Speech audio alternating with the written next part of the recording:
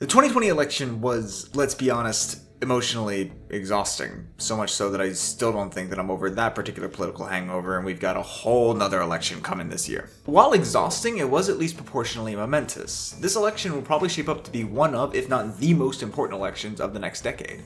And it's not because of these two, but these 44. Specifically, the 86 state legislative chambers in these 44 states that were up for election. 65% of state upper house and 85% of state lower house seats across the country were up for a contest. And those contests were instrumental for setting the stage for the majority of state and federal elections that are going to happen over the next 10 years. That's because 2020 didn't just see a pandemic, a presidential election, and a precipitous drop in my YouTube-related productivity, but also a decennial census. As per the Constitution, every 10 years a census is taken of the US population, and while the uses coming from that data are legion, its primary purpose today is to reallocate the nation's 435 congressional seats according to changes in the nation's population, and consequently aid states in reconfiguring their congressional district boundaries. These two processes are called reapportionment and redistricting. Redistricting has a bastard cousin that you've probably heard of, gerrymandering, which, in the broadest of strokes, is the practice of drawing congressional district boundaries in a way that systematically advantages the party drawing the map,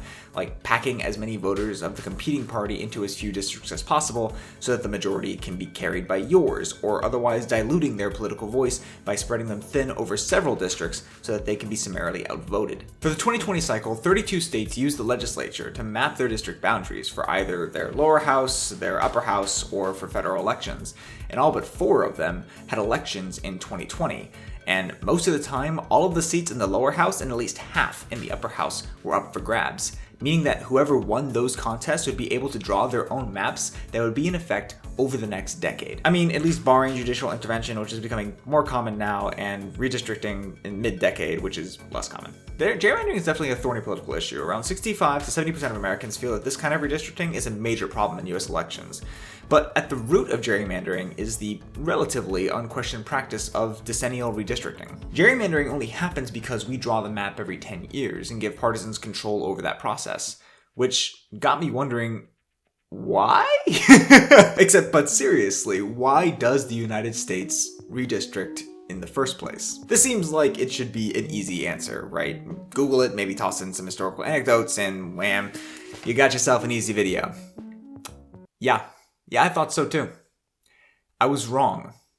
So very, very wrong. So here's the thing, right? When it comes to political structures and institutions, precious little is self-evident or apodictic, right? Like, you can say that something exists because of XYZ reasons, but there's also a reason that XYZ exists too. And you just tumble down an infinite regress of rabbit holes until the only thing that you're certain of is that history is merely sloppily transcribed chaos and that you should have picked a different hobby. All that's to say is that you have two answers to what should, on its face, be a very simple question. And let's go ahead and start with the first one. Redistricting is inevitable in a Republican system with Democratic inputs, especially given constraints imposed by US law and Supreme Court precedent.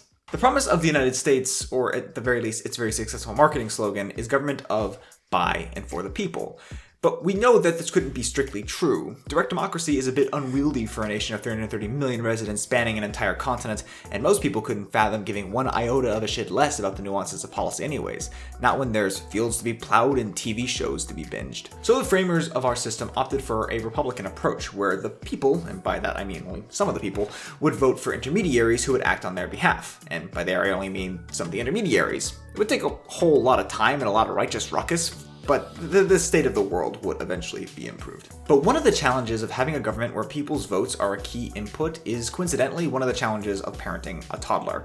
They tend not to stay in one place. 29 million Americans moved in 2020 alone, and 24 million of them moved somewhere else within the same state. Additionally, the country grows in population, but that growth is not equal. Some places see high growth, others see middling growth, and other places actually see negative growth. And one of the aforementioned improvements in the system is that each person's vote ought to be weighted equally. I know, shocking concept, right? But that legal requirement didn't exist for most of America, and even when it did, it wasn't put into place.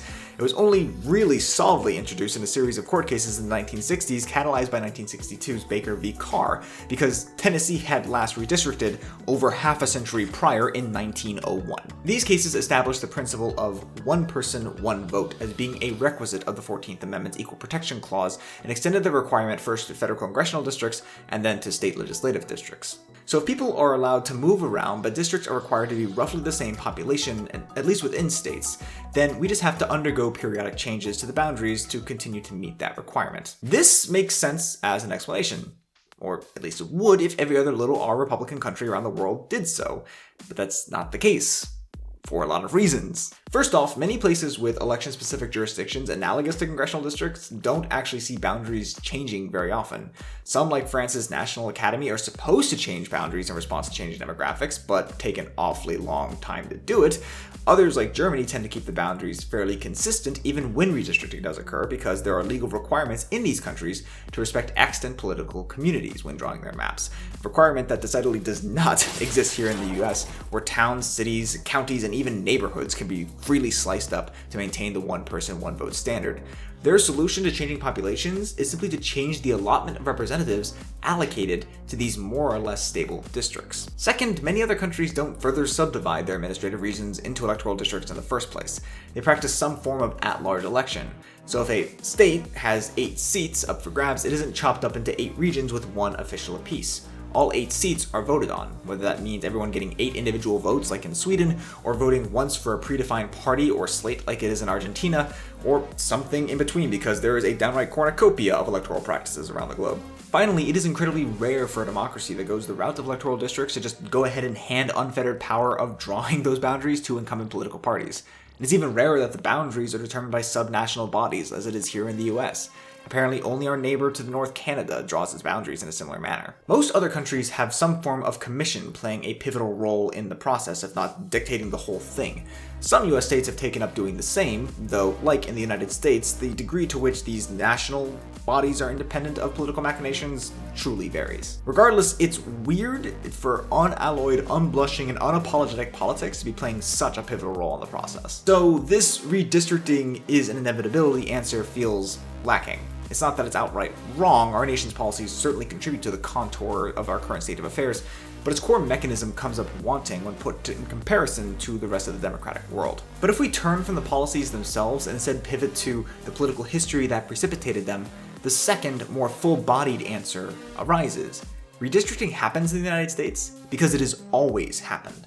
It exists precisely because it is such a propitious tool of political control. For this answer to be more fully satisfying, it needs to help us understand the objections I just raised, namely why the US has districts in the first place, and given that we do, why change their shape rather than simply change the members allotted to them. So, to answer that first question, you know how I said many countries did some form of at-large voting rather than the whole district thing?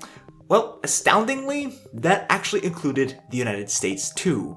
And for a lot longer than you'd probably expect. In the nation's first congressional election, the 10 states that were eligible for multiple members of Congress were split between using districts and using some form of at-large contest. States were officially allowed to choose their method of electing representatives up until 1842. The reason it stopped at that point wasn't because Congress suddenly had a collective epiphany about districts being a provably superior means of doing things. It's because the Whigs were trying to maintain their grip on power. It has long been recognized that district-based elections could be advantageous to smaller parties that were geographically concentrated. Indeed, this is partially how the anti-Masonic Party, arguably the nation's best performing third party in its history, became as prominent as it did.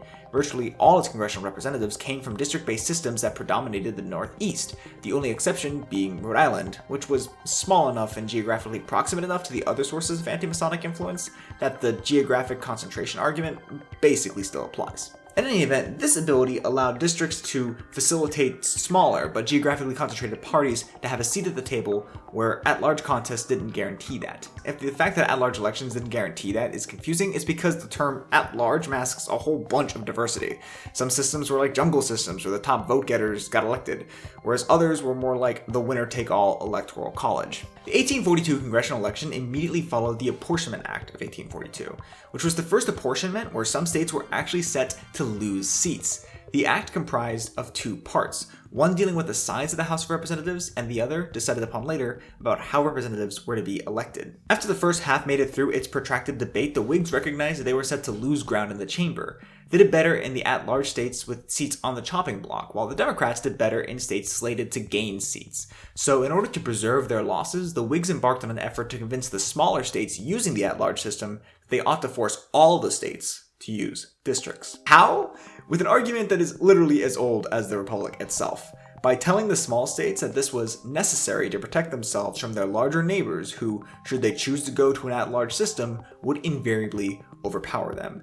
And thus, the Whigs succeeded in passing into law a requirement for states with more than one representative to do away with the whole at-large election thing. But notice that I only said they succeeded in passing a law, and not that they succeeded in actually getting at-large states to switch, because to further emphasize just how rankly political this whole thing was, New Hampshire, Georgia, Mississippi, and Missouri straight up just didn't do it. They were democratically controlled states, and the House, after massive electoral walloping, was now comfortably Democratic. So, despite the Whigs winning just shy of half of the collective votes in those states, all of their delegates were Democrats, with the states betting, correctly as it turns out, that Democrats in Congress would just forcibly seat the members against the Whigs' protestations. Those states would ultimately go to a district system in the next cycle after the Whigs regained the majority and gained power in those state legislatures because the Democrats didn't want the Whigs playing a little tit for tat. That ended at-large districts in theory, but in practice, there was a loophole.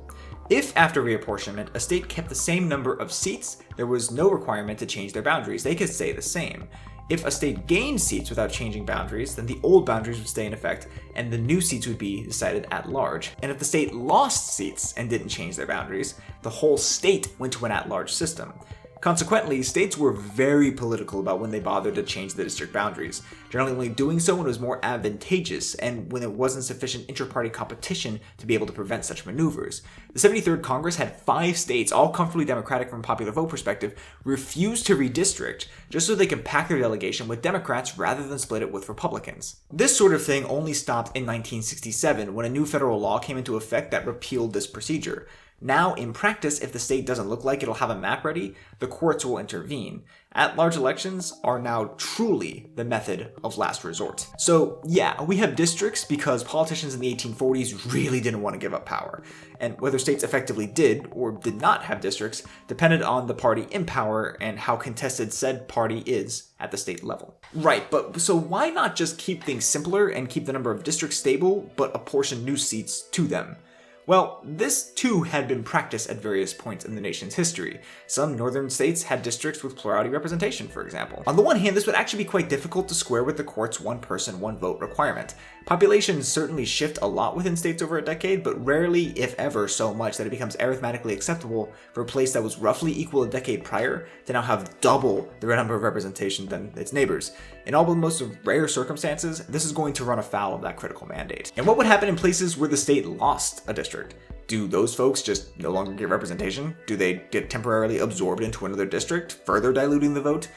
The only way to guarantee that things would be eternally shrink-proof would be to have everyone compete within a single statewide district, which obviously is just at-large elections with extra steps. That said, let's not pretend that the practical egalitarian positions are the only things at play here.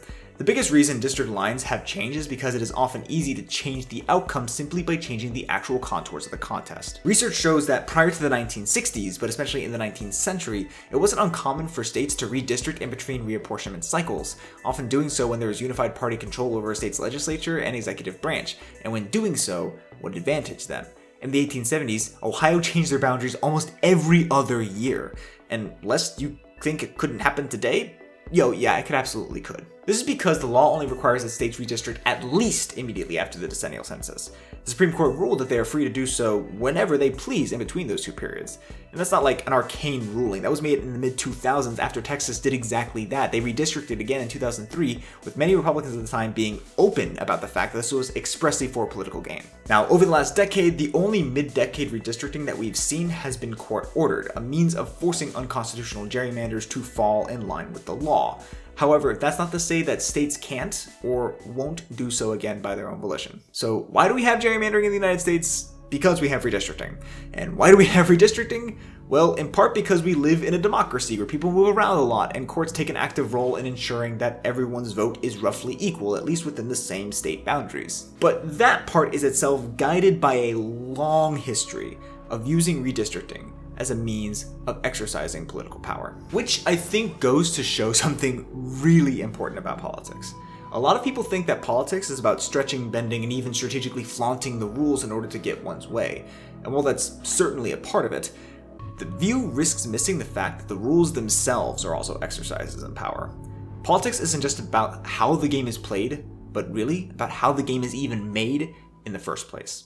I'm curious to see what you all think about this, so please leave some comments down below. I truly love reading and responding to all of them, so please don't be shy. Sources for everything is always be down in the doobly-doo. A huge chunk of this video's source material came from Eric Engstrom's Partisan Gerrymandering and the Construction of American Democracy. It's got loads to say on both of those topics, a lot more that could fit than they could fit in the scope of this video, so I highly recommend checking it out on like JSTOR or something if you're interested in the topic. If you want to support the channel, you can do so by commenting down below. By sharing this video, word of mouth is always the best way to help a community grow, and by subscribing to stay in the loop when more videos are posted, because more videos will be posted, I promise. And if you like this video in particular, feel free to give it a like, all that kind of stuff. It is always greatly appreciated. And as always, y'all, thank you so much for watching and for being part of this little community of people just fascinated by our weird and wonderful social world. I'll see you next time.